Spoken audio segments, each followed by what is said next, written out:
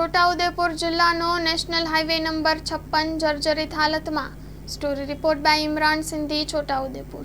અમે વર્ષોથી રજૂઆત કરી, આજે પાદરાની ઘટના બની એ જ પરિસ્થિતિ અહીંયા છે। અહીંયા આગળ જે જબુગામ મેડિયા વચ્ચેનો બ્રિજ છે એના નીચે જે કામ થયું છે ઉનાળામાં એ થયું છે કે નહીં ને કેટલા પૈસા ફળવાયા છે એની તપાસ કરો તો મોટો ભ્રષ્ટાચાર થયેલો છે।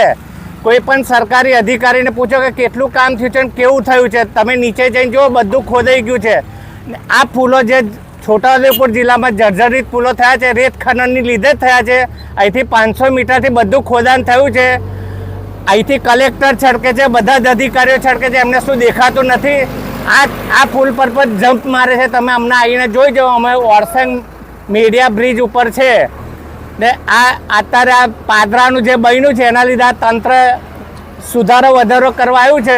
તો એના માટે પબ્લિકને આપણા લોકલાડીલા ધારાસભ્ય જે કાલે એવું કીધું કે કાઠિયાવાડના લોકો આવીને જે કોન્ટ્રાક્ટ લે છે તો એમને મેં એક વિનંતી કરું છું કે તમે રજૂઆત સારી કરી છે તો આ ઓરસંગમાં જે ખનન થાય છે એમાં બધા જ કાઠિયાવાડી ને સુરતી લોકો છે કે એમને આ વિસ્તારને ખંડેર બનાવી દીધો છે।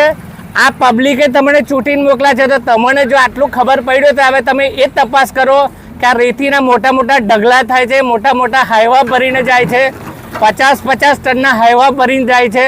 તેના માટે તમે શું કરો, કેમ બંધ નથી કરાવતા? બીજી એક મારી નમ્ર અપીલ છે કે અહીંના જે રેતી એસોસિએશનના જે પ્રમુખ છે તે કઈના છે, કાઠિયાવાડના છે, કઈના છે? તો તમે એ બધું તમે શું જોયું અત્યાર સુધી?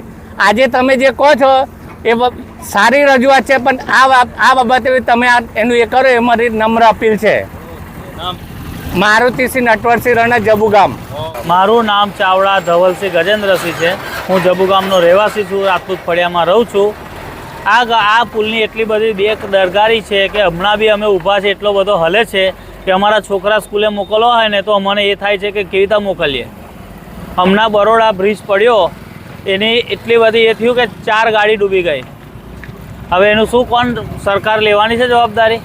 તો કોણ લેશે? હમણાં અમારે સરકારી દવાખાનું ચાલશે, ડિલિવરીની જે બી આવતી હોય ભાઈઓ બહેનો જે બી મારી બહેનો આવતી હોય એનું શું થશે? કંઈ બી થયું તો જાનહાનિ કોણ એની એ જિમ્મેદારી કોણ લેશે? તંત્ર વેલ્યુ કોઈ છે જ નથી કે ખાલી ભાજપની સરકાર એમ પોલ જ છે કે શું કંઈ ખબર નથી પડતી? એને શું કરવાનું? બધા અમારી માંગ એવું છે કે આ બ્રિજ બંધ કરો યા પછી આનો કંઈક નવો નિરાકરણ લાવો। બેમાંથી એક છે। સાહેબ હમણાં બી ઊભો છું, એટલી બધી ધાક લાગે છે કે કેટલો બ્રિજ હલે છે, એને શું કરવાનું?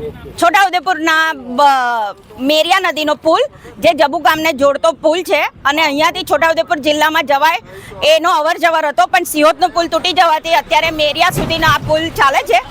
અત્યારે અહીંયાથી આ પુલ પરથી 50-60 ટનના હાઈવા એ રેતીની ટ્રકો ને એ બધું ચાલે છે। એના લીધે આ પુલ બહુ જર્જરિત થઈ ગયેલો છે। અહીંયાથી નાની નાની ગાડીઓ પસાર થાય છે। કાલ ઉઠીને અહીંયાથી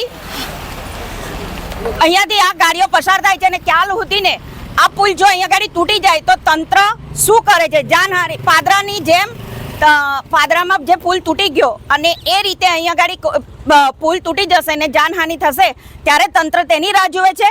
એટલે અમે તંત્રને કહેવા માંગીએ છીએ, કલેક્ટરને બી કહેવા માંગીએ છીએ કે તાત્કાલિક ધોરણે આ બંને પુલનું ચકાસણી થાય અને એનું સમારકામ થાય।